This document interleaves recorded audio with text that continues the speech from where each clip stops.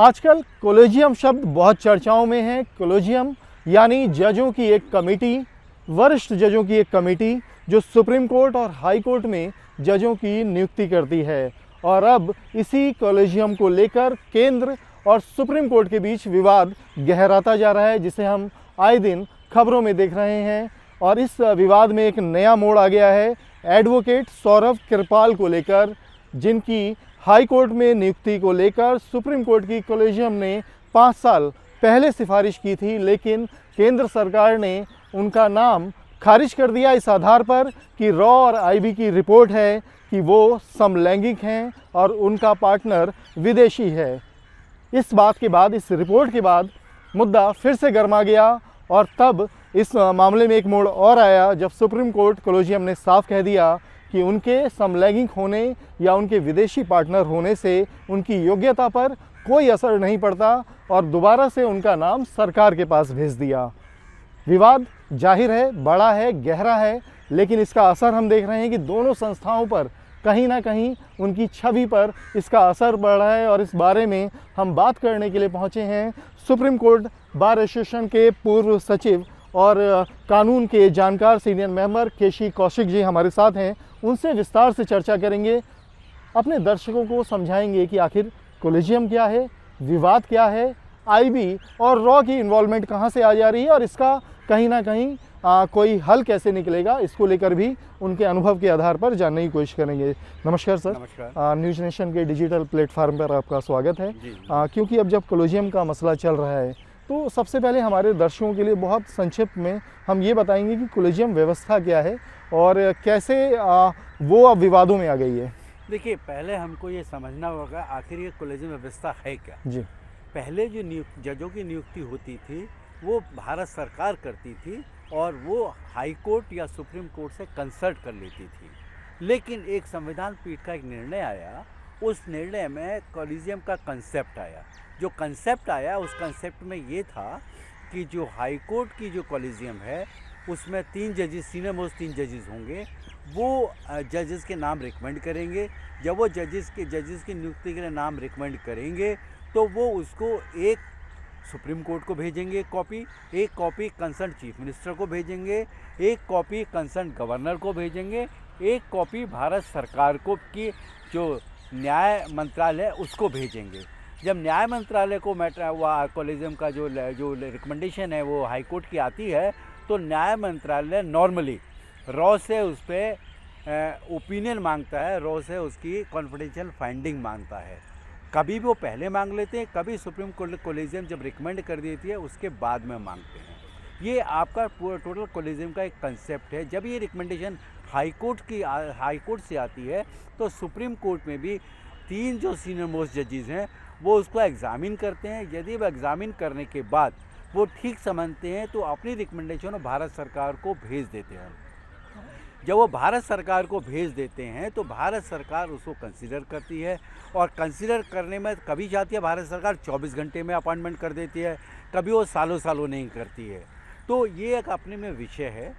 भारत सरकार जब अपने ऑब्जेक्शन लगा के दोबारा कोलेजियम को वापस भेजती है तो कोलेजियम उसको रिकंसीडर करती है और रिकंसीडरेशन के बाद जब वो दोबारा रिकमेंड करती है तो भारत सरकार के पास इसके अलावा कोई विकल्प नहीं है उस व्यक्ति कंसर्न को वो हाई कोर्ट या हाई कोर्ट का जज नियुक्त करे।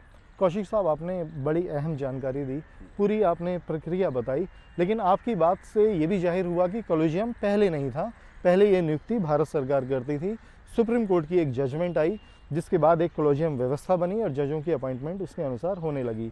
लेकिन अब जो हम विवाद देख रहे हैं, जो सौरभ कृपाल का विवाद है, इसमें आपको क्या लगता है कि इसका जो ये विवाद की वजह क्या है? जो केंद्र और सुप्रीम कोर्ट के बीच में जो लगातार टकराव देखने को मिल रहा है उसका मूल कारण क्या है और क्या इसका कोई हल निकल सकता है? देखिए, इससे पहले कि हम लोग जो आपने प्रश्न रखा है उस पर चर्चा करें, हमें ये समझना पड़ेगा कि आखिर सरकार जो है सुप्रीम कोर्ट से क्यों भिड़ रही है। जी। सरकार एक कानून लाई थी जिसको NJAC एक्ट कहते हैं, उसको सुप्रीम कोर्ट ने एग्जामिन किया था। जब सुप्रीम कोर्ट ने उसको एग्जामिन किया था तो उसको सुप्रीम कोर्ट ने स्ट्रक डाउन कर दिया था। जब सुप्रीम कोर्ट ने उस कानून को ख़त्म कर दिया था तो उस टाइम एक SOP की बात बनी थी।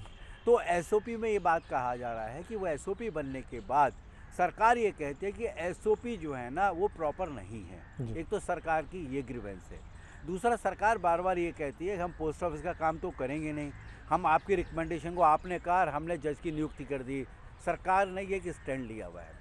मेरा ऐसा मानना है कि यदि सरकार ये मानती है कि सरकार की जो संविधान की जो कोर्ट हैं उसमें अपॉइंटमेंट के बारे में भागीदारी होनी चाहिए, तो सरकार को बजाय सर्वोच्च न्यायालय से हेड ऑन कोलिजन के सरकार को एनजेसी एक्ट को जिस आधार पे सुप्रीम कोर्ट की संविधान पीठ ने स्ट्रक डाउन किया है उसको दोबारा कानून बनाना चाहिए, और दोबारा कानून बनाने के बाद उनको पार्लियामेंट से पास करा के उसको कानून बना दे। जब आप कानून दोबारा बना देंगे तो दोबारा उसकी प्रक्रिया चलेगी, ऐसा मेरा मानना है। और जो सौरभ कृपाल वाला मसला है, जैसा कि ये भी कहा गया कि बहुत सारे संवैधानिक पदों पर, उच्च पदों पर ऐसे लोग हैं जिनका पार्टनर विदेशी है, पति या पत्नी विदेशी हैं। सौरभ कृपाल में क्या पेश फंस रहा है, इस पे थोड़ा सा प्रकाश। देखिए, पहली बात तो ये समझनी पड़ेगी, सौरभ कृपाल का जो कोलेजियम ने, हाईकोर्ट ने रिकमेंड किया था वो 5 साल पहले किया था जी। लेकिन सुप्रीम कोर्ट के कोलेजियम ने करीब 2 साल पहले किया है। तो 5 साल हमारा सोचना गलत है। बेसिकली सुप्रीम कोर्ट ने जब से रिकमेंड किया उससे हमको टाइम काउंट करना चाहिए। अब सुप्रीम कोर्ट ने जो सौरभ कृपाल का जो अपॉइंटमेंट के लिए जो रिकमेंडेशन की थी, भारत सरकार ने उसको 2 ऑब्जेक्शन से वापस किया है। जी। पहला उनका ये कहना है कि सौरभ कृपाल जो हैं वो समलैंगिक जो है ओरिएंटेशन में विश्वास करते हैं जी। और दूसरा उनका कहना ये है कि साहब उनका जो पार्टनर है वो फॉरेनर है। जी। तो ये दोनों के हिसाब से सुप्रीम जो भारत सरकार का कहना है, इन 2 आधार पे जो रॉ की जो रिकमेंडेशन आई है उसके बेसिस पे इनकी नियुक्ति नहीं होनी चाहिए, इसलिए उन्होंने रिकन्सिडरेशन के जो सुप्रीम कोर्ट का कोलेजियम उसको वापस किया है। सुप्रीम कोर्ट के कोलेजियम ने, जहाँ तक मेरी जानकारी है, डायरेक्टली इनडायरेक्टली पत्रों से डिफरेंट चैनल से, वो सुप्रीम कोर्ट का कहना ये है कि उनका जो सेक्सुअल ओरिएंटेशन है वो एक आधार नहीं हो सकता उनको जज बनाने का कि हम उनको जज नियुक्त ना करें। सुप्रीम कोर्ट का ये भी कहना है कि वो जो आपका सेक्सुअल ओरिएंटेशन है उसको तो हमको अप्रिशिएट करना चाहिए कि वो किसी चीज़ को छुपा नहीं रहे हैं, वो ओपन कर रहे हैं। तो एक तो सुप्रीम कोर्ट ने ये कहा है। दूसरा, सुप्रीम कोर्ट ने ये कहा है कि जो संवैधानिक पद पे और भी लोग बैठे हैं उनके पति या पत्नी पहले भी क्या नाम है उस पे पदों पर रहे हैं, जब उनमें कोई दिक्कत नहीं तो इसमें क्यों, मतलब उनके पार्टनर भी विदेशी रहे हैं। उनके पार्टनर भी विदेशी रहे हैं। इस बारे में मेरा जो मानना है वो ये मानना है कि जो पॉलिटिकल लोग हैं जी। चाहे वो प्राइम मिनिस्टर हो, चाहे वो काउंसिल ऑफ मिनिस्टर हो, चाहे वो प्रेसिडेंट हो, चाहे चीफ मिनिस्टर हो, जो संवैधानिक पद पे हैं उसको हम एक जो संविधान पीठ का हम जो जज अपॉइंट करने जा रहे हैं दोनों का एटपार हमको नहीं करना चाहिए, ऐसा मेरा व्यक्तिगत विचार है। और जो सरकार का एक पक्ष है कि कोलेजियम में सरकार की भी नुमाइंदगी होनी चाहिए, क्योंकि सरकार जनता की चुनी हुई है और संविधान के मुताबिक अगर कोलेजियम में कोई सरकारी नुमाइंदा आ भी जाता है तो इसमें गलत क्या है। अब ये सवाल पब्लिक से भी बहुत सारे लोग करते हैं। आप कानून के जानकार हैं, सुप्रीम कोर्ट की कोलेजियम व्यवस्था में ये तर्क कितना मायने रखता है? देखिए, हमको ये समझना चाहिए जो हमारा भारत का संविधान है उसमें न्यायपालिका, कार्यपालिका और विधायिका तीनों के अलग अलग अधिकार दिए गए हैं।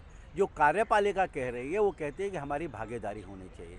मेरा मानना ये है कि कार्यपालिका को दोबारा कानून लाना चाहिए, उस कानून के बेसिस पर उनको चलना चाहिए बजाय वो हेड ऑन कोलिजन के। क्योंकि जो मेरा व्यक्तिगत मानना है, ये जो रोज़ पता अखबारों में आता है या ये टीवी चैनल्स पे आता है कि साहब 2 इंस्टीट्यूशंस आपस में विचार डिफरेंट रख रहे हैं, वो भारतवर्ष के लिए हित में नहीं है। जो आम नागरिक है वो इससे बहुत प्रभावित हो रहा है, इससे कंफ्यूज हो रहा है। कोशिश ये करनी चाहिए भारत सरकार को कि उनको बजाय कि हेड ऑन कोलिजन करने के उनको दोबारा कानून लाना चाहिए और उसको पार्लियामेंट में पास करा के दोबारा कानून बनाए और फिर उसके बेसिस पे उनको चलना चाहिए, ऐसा मेरा मानना है। बहुत शुक्रिया हमसे बात करने के लिए। इसमें सौरभ को वाला इशू रह गया, मेरी जो व्यू है कि वो कंट्रोवर्शियल इतना हो गया। आप चाहें तो उसको डालिए, चाहे मत डालिए। कौशिक साहब, आपने अहम जानकारी दी, पूरी प्रक्रिया बताई, लेकिन एक सवाल ये भी बनता है कि अब जो विवाद है, जो कहीं इनकी छवि को भी कहीं नुकसान पहुंचा रहा है दोनों संस्थाओं की, ऐसे में इसका सॉल्यूशन क्या है जो सौरभ कृपाल के समलैंगिक होने का जो मसला चल रहा है? देखिए, मेरे हिसाब से तो सबसे बढ़िया इसका सॉल्यूशन ये है कि जो सौरभ कृपाल हैं वो अच्छे वक्ता हैं, अच्छे वकील हैं, बहुत अच्छी उनकी प्रैक्टिस है। उन्होंने जो अपनी कंसेंट हाई कोर्ट जज बनने की दी है, उनको अपनी कंसेंट ही विड्रॉ कर लेनी चाहिए। आपको ध्यान होगा कि पहले सुप्रीम कोर्ट जज बनने के लिए एक मैं किसी का नाम नहीं लेना चाहूँगा, उन्होंने अपनी कंसेंट दी थी।